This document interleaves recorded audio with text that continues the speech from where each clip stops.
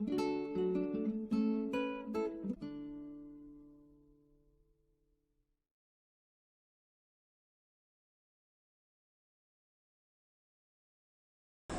dia, irmãos e irmãs, todos e todas. Estamos aqui mais uma vez nesse encontro virtual e oportuno, para nossas vidas na atualidade, exercendo assim a nossa emanação do Cristo sobre todos nós, para que possamos trilhar os nossos caminhos. Vamos agora fechar nossos olhos, ficar numa posição confortável para fazer a nossa prece inicial, para ouvir a doutrina. Fechemos os nossos olhos, respirando um pouquinho nesse início dos trabalhos, agradecendo, Senhor, a oportunidade de estarmos aqui. Mesmo que virtualmente, nós sabemos que os nossos corações emanam as energias salutares aonde quer que nós estejamos. Agradecemos a presença de Jesus em todas as vidas, em todo o universo. Agradecemos a presença também de todos os irmãos celestiais, os mestres, guias, protetores, espíritos amigos, os orientadores espirituais, os ascensionados, os arcanjos, os serafins, os querubins. Que maravilha podermos contar com essa constelação celestial sobre todos nós, sem nenhuma distinção. Portanto, Senhor, que as suas bênçãos estejam assim sobre toda a humanidade, sobre todos os núcleos nos quais cada um de nós nos encontramos, os nossos passos, nos dando sabedoria, nos dando harmonia, temperança, coragem, força, fé e esperança. Abençoe assim, não só hoje, nesse domingo, mas assim todos os instantes de nossas vidas. É assim que estamos contigo, queremos estar sempre. Solicitamos com muita paz as suas bênçãos para o início dos trabalhos dessa manhã. Que assim seja. Olá, meninas e meninos, meu nome é Leonardo Silveira e hoje a gente vai refletir a partir de um tema primaveril, um presente trazido por Dona Joana, chamado Florações Evangélicas. Eventualmente vocês vão ver um ruído, porque o vizinho está reformando o piso por conta de um vazamento, então desconsiderem, apelando aqui para a misericórdia, para a paciência de vocês, que a gente sempre pode contar. Então, vamos começar a nossa reflexão, iniciando com uma fala de Dona Joana. Nestes dias tumultuosos, quando o homem sofre o impacto de várias vicissitudes e os conceitos tradicionais experimentam severa crítica, dando surgimento à nova ética, é mister que se faça uma pausa nas atividades complexas, quão apressadas no dia a dia para indispensáveis reflexões. Joana começa nos provocando para que a gente avalie, diante desse mundo em crise que a gente vive, porque nós, enquanto civilização, nós viemos de uma trajetória focada num dever absoluto, onde a gente tinha modelos muito rígidos de padrões de comportamento, onde a gente tinha modelos do que é certo e do que é errado, unilaterais, onde a gente tinha civilizações que reservavam certos direitos para certos grupos.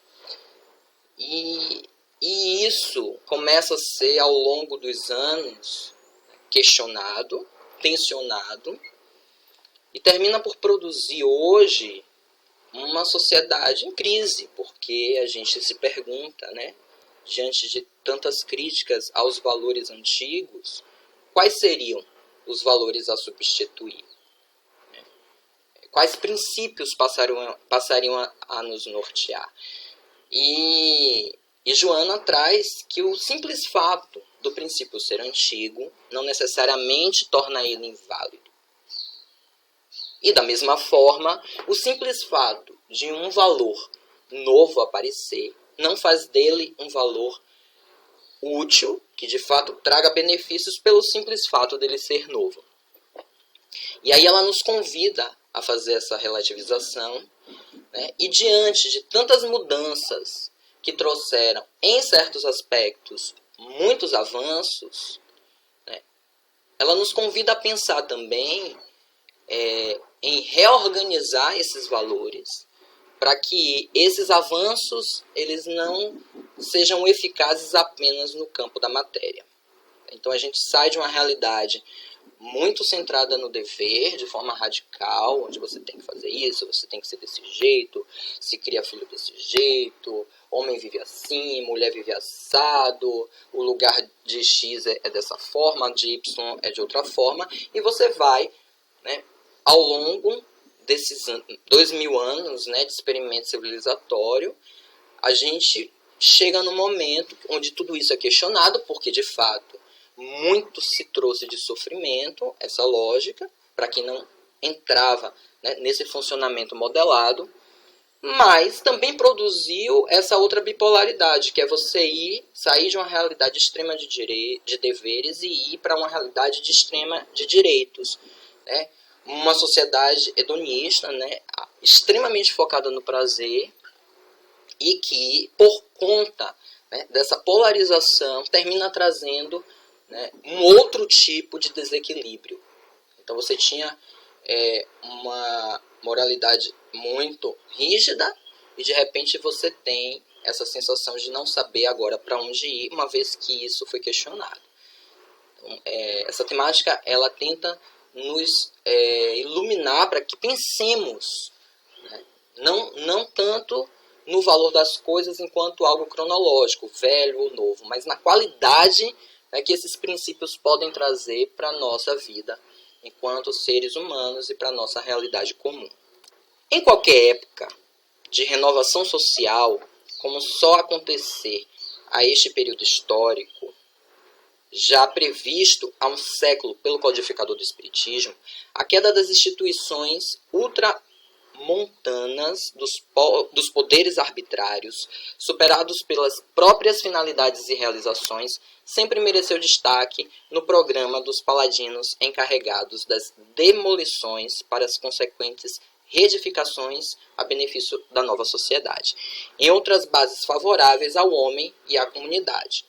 Ocorre, porém, então ela traz, olha, de fato, uma série de mudanças foram necessárias, né? Se você pensar que a gente não tinha seguridade social, ou seja, o homem pobre só teria como se sustentar se ele tivesse forças ao longo da sua vida para o trabalho, ou se ele tivesse uma prole disposta a sustentá-lo em sua velhice. Então, com o Estado de Direito, uma série de benefícios sociais são ampliados, uma série de direitos são ampliados por conta das lutas sociais. Então, agrupamentos sociais que antes não eram vistos como prioritários, que não estavam no topo da pirâmide social, começam a lutar por isso. Então, você tem o questionamento, né, do aprisionamento da mulher, né? Você tem o tensionamento para que as pessoas tenham a liberdade para escolher,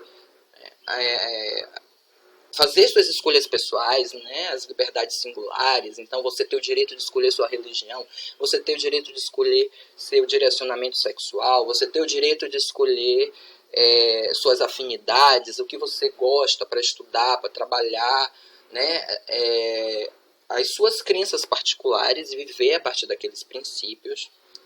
O Estado de Direito traz, né, essa perspectiva. Só que, por outro lado, a gente vê uma série de excessos também. Daí que vem o porém. Porém, né, essa polaridade, onde o prazer é central, a liberdade se pressupõe absoluta, ela também traz problemas para a coisa social. A exemplo, são divulgadas com entusiasmo as conquistas intelectuais, e nos laboratórios os modernos investigadores sonham com uma genética a seu bel prazer, que ele sofra incursões da mais ampla aventura como da fantasia. Estimulados pelos resultados a que chegaram as ciências modernas, eliminam a ética, que deve vigir no âmago de todas as realizações, apresentando-se eles mesmos atormentados, sediciosos e inquietos. Ela foca que essa polaridade, centrada numa liberdade absoluta, num prazer absoluto, ela trouxe avanços no campo da cognição, né, trouxe melhorias à qualidade de vida do homem, fez com que o homem ampliasse, né, o seu poder de manipular a natureza, trouxesse mais conforto, né, mais segurança, ainda que a gente saiba que isso não está disponível para todos, mas realmente ampliou a expectativa de vida e conferiu uma certa qualidade de vida, mas dentro de uma perspectiva material. Essa briga aí é muito representada pelas tensões que o homem do século XIX viveu entre a religião e a ciência, ela trouxe uma certa desvalorização da coisa espiritual. E com essa desvalorização, passou-se a acreditar que certos princípios, né, tidos como religiosos, porque ocorreram dentro de um contexto social onde a religião era a coluna vertebral que guiava, né, oficialmente as condutas, ocorreu que, com a valorização da ciência, esses princípios foram colocados em xeque.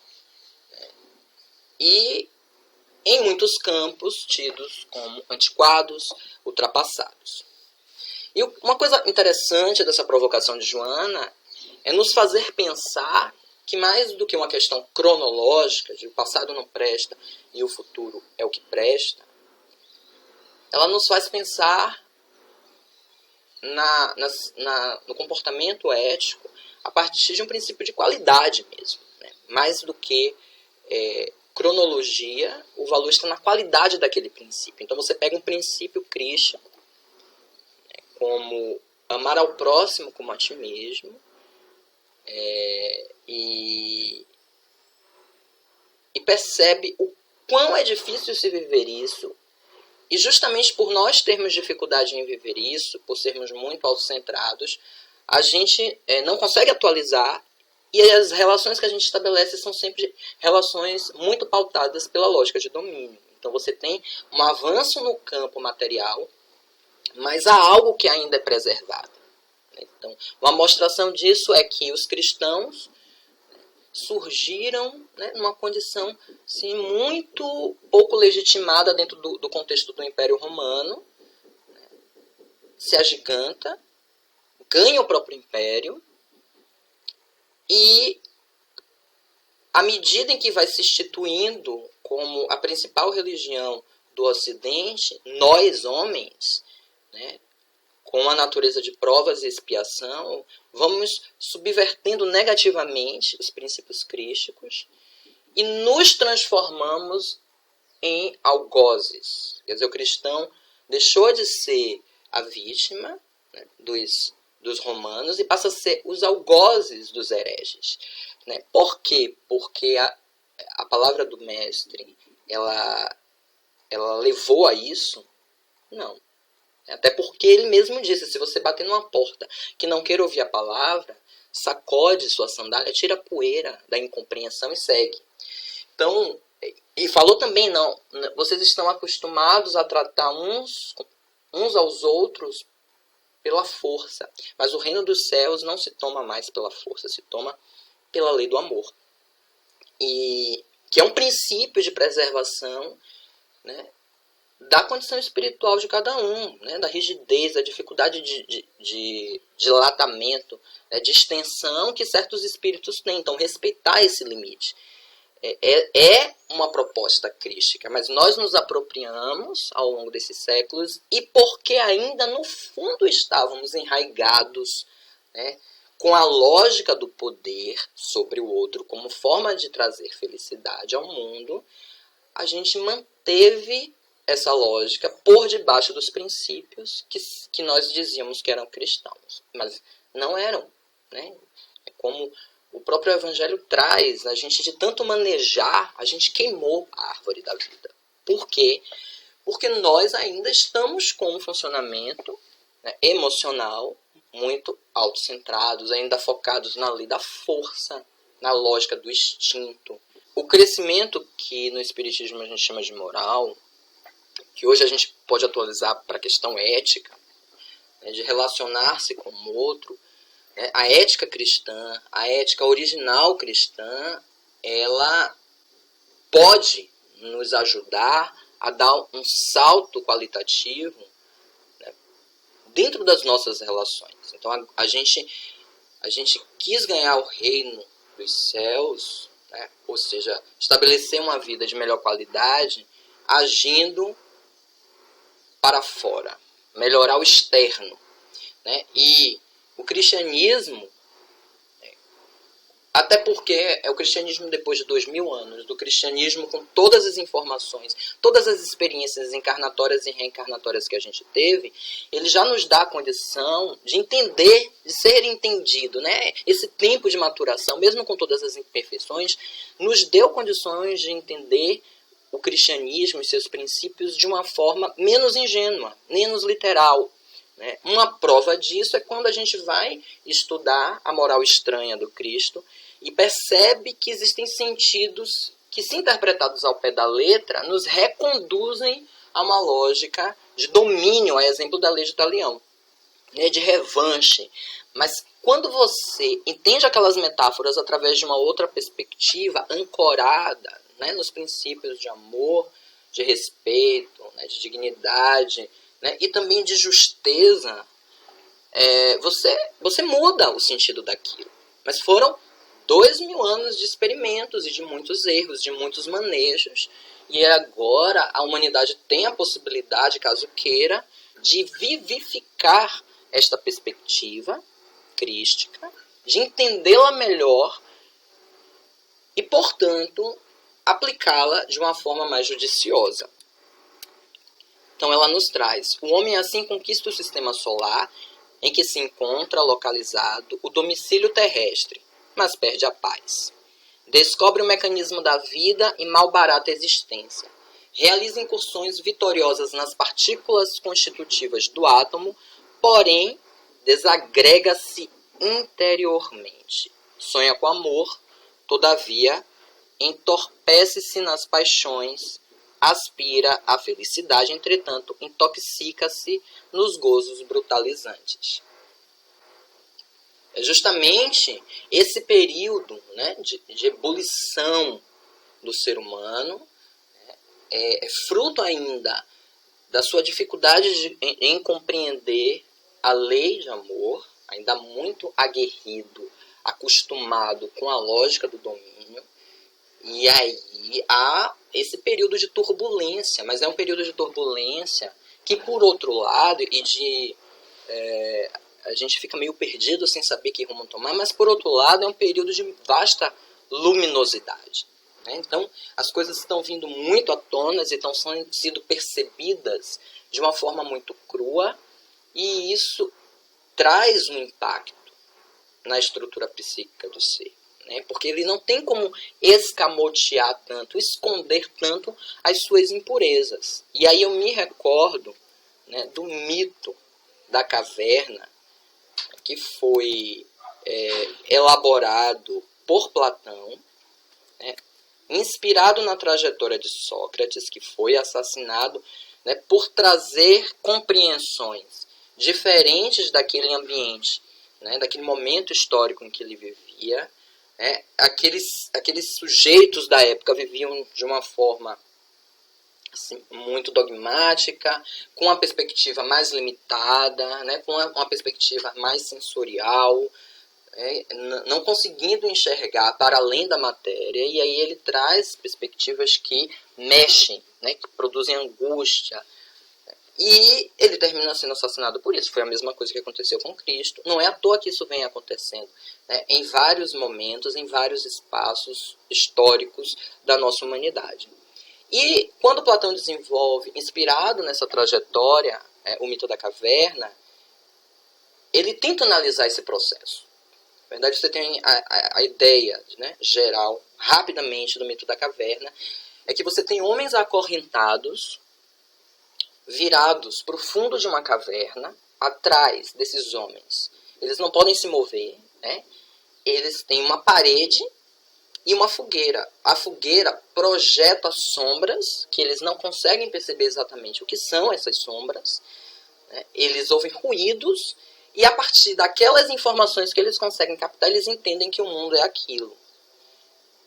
Mas eles não têm o poder de sair e de ver exatamente o que é aquilo, se é o que eles imaginavam ou não. Até que um deles é libertado e o primeiro impacto que ele tem ao sair, né, do fundo da caverna e a se deparar com a luz é do incômodo, né, é do desconforto, porque ele não está acostumado a um ambiente com aquela luminosidade. Ele ainda não tem o aparelho, tanto fisiológico como psíquico, para dar conta, né, de certas perspectivas.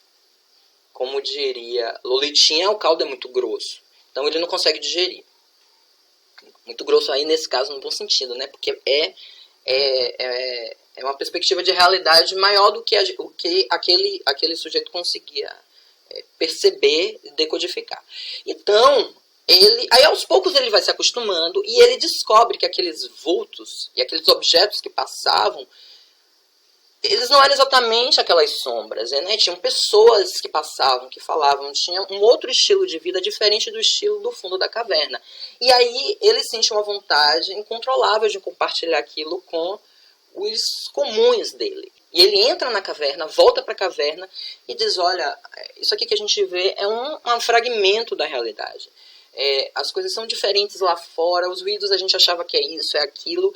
E aí as pessoas dizem, não, mas você é louco, você tá inventando coisas, né? E à medida em que ele vai se esforçando para convencer e vai se munindo, né, de munição simbólica mesmo para poder argumentar e contra-argumentar, e as pessoas não vão dando conta porque elas não têm os registros mentais que ele tem, resolvem matá-lo como forma de silenciar aquela angústia que aquela verdade desconhecida produz e provoca.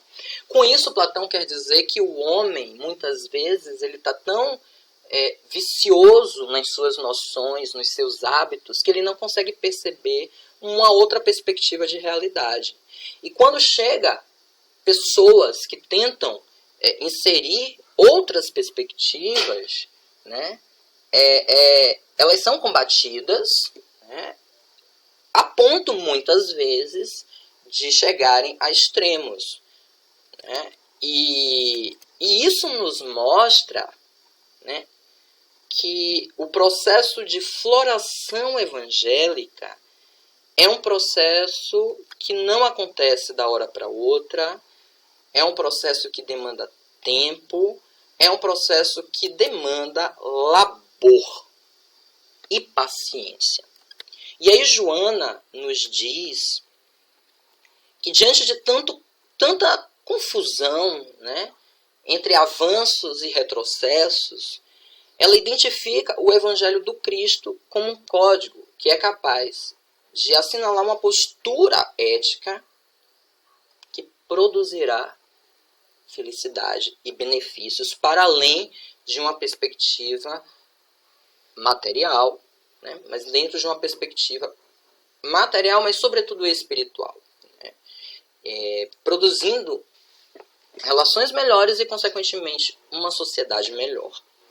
E aí a gente traz, por exemplo, um trecho do Evangelho que é uma orientação assim, muito clara, né, do exercício que a gente precisa fazer para começar a mudar a nossa forma de enxergar o outro. E por que reparas tu no argueiro que está no olho do teu irmão e não vês a trave que está no teu? Ou, como dirás a teu irmão, deixa-me tirar o argueiro do teu olho, estando uma trave no teu? Hipócrita, tira primeiro a trave do teu olho, e então cuidarás em tirar do olho de teu irmão. Olha, Jesus sempre foi extremamente compreensivo e teve uma extrema compaixão com a sombra humana. A hipocrisia, de fato, foi a sombra que ele menos tolerou, porque a hipocrisia, mais do que a dureza do coração, ela impede que o espírito perceba os seus limites e se empenhe em superá-los, né, em iluminar suas sombras. Porque ela se reveste de valor, mesmo sabendo que não é. É diferente do espírito endurecido, é o espírito soberbo. É mais difícil desse espírito se iluminar. Mas o que esses princípios assinalam principalmente, e que é muito útil, é essa regrinha de como lidar com o outro, com o limite do outro, e como lidar com o meu limite. Então diz assim, olha, com o limite do outro, por mais que você possa ser um estímulo de melhora, você não tem o mesmo poder de alcance que você tem sobre si mesmo. E para que você seja uma bandeira viva das boas mudanças, você precisa primeiro fazer essa reforma em você. Mas nós comumente somos muito duros com o outro e muito complacentes com nós mesmos. Somos muito intolerantes com o outro e muito cariciosos com as nossas dificuldades, com os nossos limites. E aí ele propõe que a gente faça o contrário. Porque quando eu sou exigente comigo, eu vou me empenhar mais, eu vou me pesquisar, eu vou me compreender e eu vou buscar me reformar. Mas, e com o outro eu terei mais compaixão. Não necessariamente aceitarei tudo, mas eu terei mais indulgência, mais compaixão. E isso, de fato, a gente não consegue de uma hora para outra. É por isso que nós temos muitas vidas, né? Por isso que o processo evolutivo, nessas primeiras faixas onde nós estamos, ele precisa dessa intermitência entre encarnar e desencarnar, encarnar e desencarnar. Joana nos traz, né, que todo esse trabalho, né, de tentar entender melhor o Evangelho crístico, né, traz a lume mais uma dentre as muitas florações evangélicas, porque vários espíritos ao longo dos séculos, né, deram contribuições para que a gente entendesse esse princípio antigo de uma forma atual e de uma forma menos viciada com as nossas sombras, né? Que a gente conseguisse entender os princípios crísticos, que apesar de serem antigos para o tempo atual, são tão profundos e são tão desafiadores que a gente ainda não consegue vivê-lo de uma forma bem estruturada. Porque eles são realmente exigentes. Eles exigem que você tire a sua trave. Tirar a sua trave é muito doloroso, é difícil, porque nós estamos no fundo da caverna, nós temos medo de sair, e aquilo já é conhecido, já sabemos como lidar naquele escuro e ainda não sabemos lidar com a luz, temos medo do que virá com a luz. E essas florações evangélicas, elas resultam do carinho do jardineiro divino, em trabalho contínuo no campo fértil das almas humanas, fazendo que espolquem, né, que explodam cores, aromas e belezas evocativas do reino de Deus, que em futuro, já presumível, ela já apontando para o mundo de regeneração, e não muito remoto, se estabelecerá na Terra, ora balizada para a era feliz, a que todos aspiramos. Isso nos leva a perceber que o processo de floração, ele de fato, ele exige muita paciência, porque a semente ela cai no solo, ela rompe uma série de obstáculos da terra, internos e externos, porque a terra precisa ter os nutrientes, ela tem as pedras, ela tem os animais, né, se movimentando.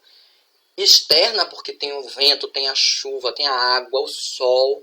Né? Então são muitos obstáculos que ela vive e sofre até se fixar e crescer. Aí ela vira um broto, depois um arbusto, depois até chegar a uma árvore frondosa. Olha quanto caminho, quanta luta ela estabelece.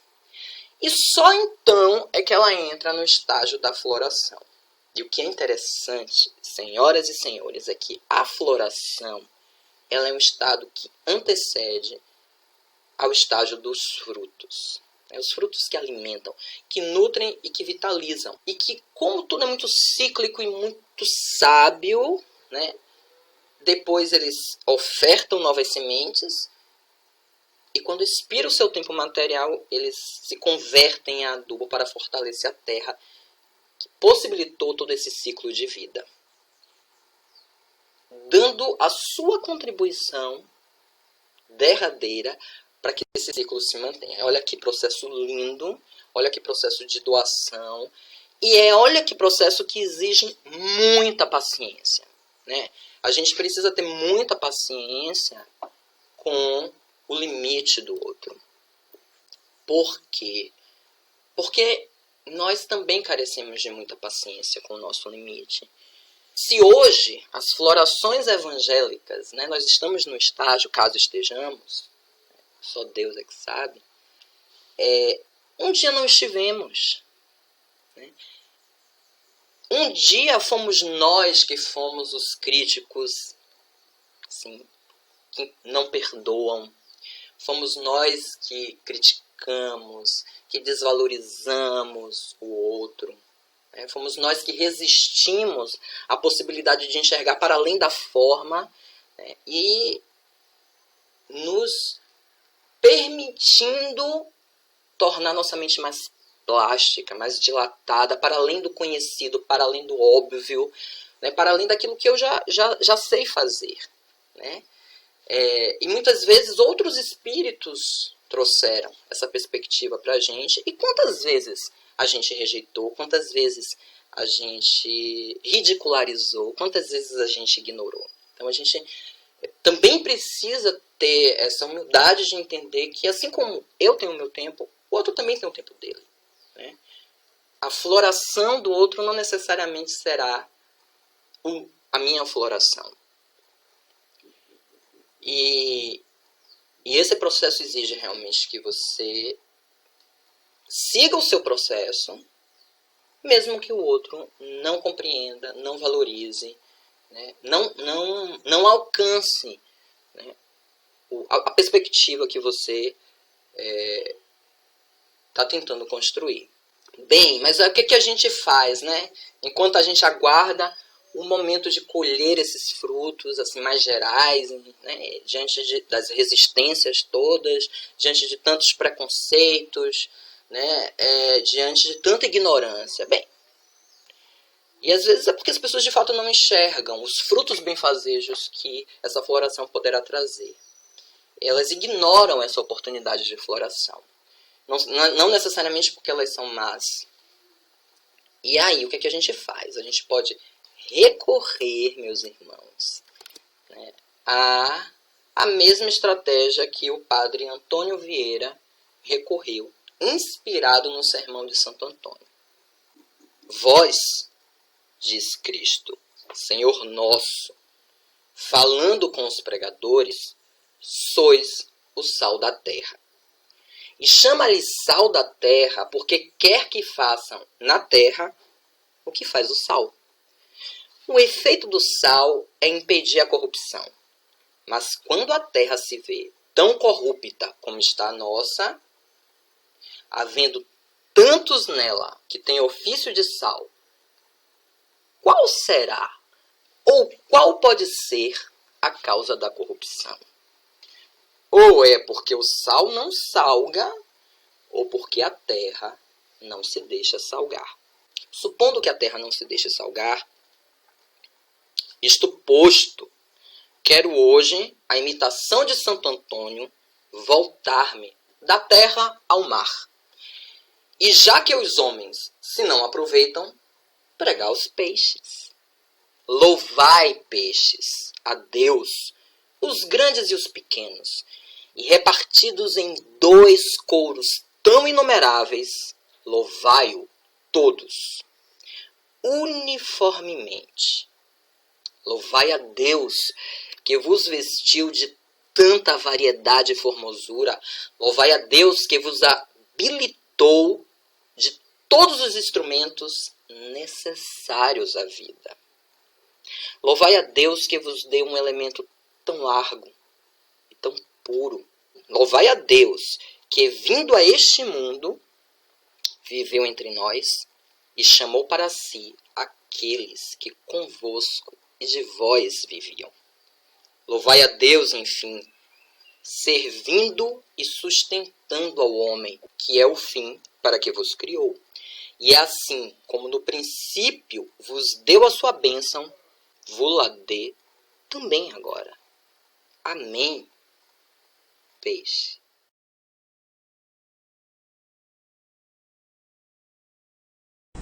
E assim, depois de ouvirmos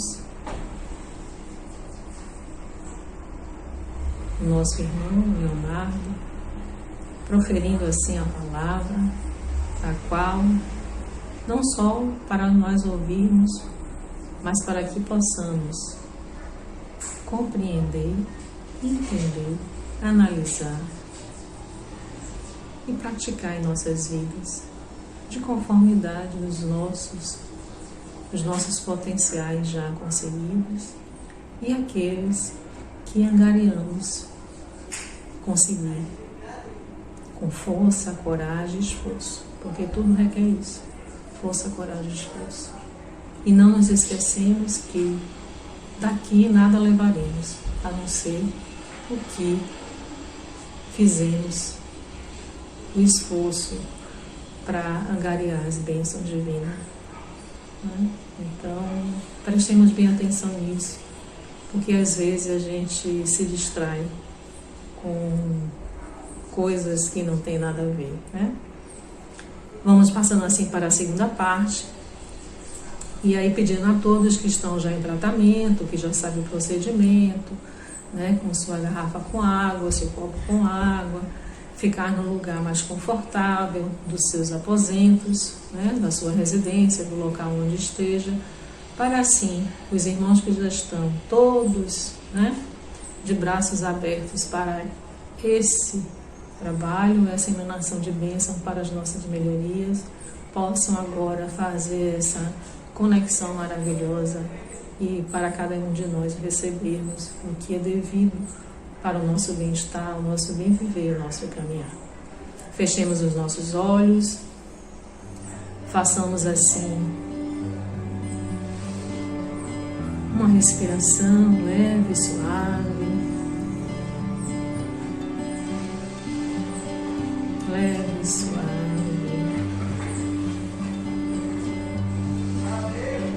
Leve e suave.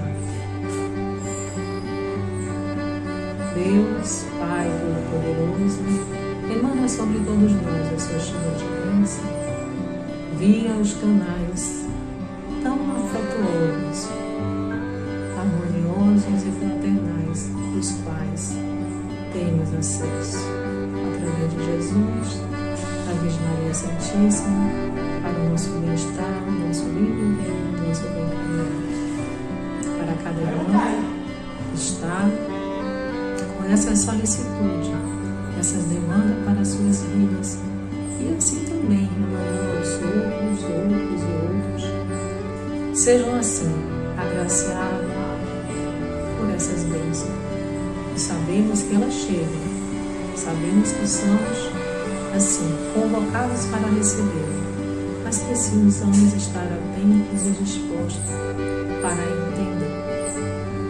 Derramai, Senhor, a sua paz, a sua doçura, a sua fraternidade universal, as suas bênçãos de paz, de saúde, de coragem, de força, de alegria, de harmonia, de bem-estar, de bem-querer. Que isso nos dá com toda certeza, um novo vigor, não só para o nosso corpo físico, mas principalmente para a nossa essência, para o nosso bem-estar essencial, para a transformação do nosso eu, para que possamos assim progredir. Que a sua paz nos dê força e coragem, paz e alegria, saúde e bem-estar. Que assim seja. E para finalizarmos, sempre falamos o mantra que o círculo branco da paz e da harmonia se feche e se expanda através de nós, que a luz de Jesus e de Maria nos envolva, nos ampare, nos acalme e sempre que possamos estar com Deus, com Jesus, com os nossos anjos guardiões, mestres, guias e protetores, os espíritos amigos, né? Que esses são assim incondicionalmente constante em nossas vidas. Muita paz, boa semana, com coragem, força e fé. Um beijo no coração de todos. Até mais.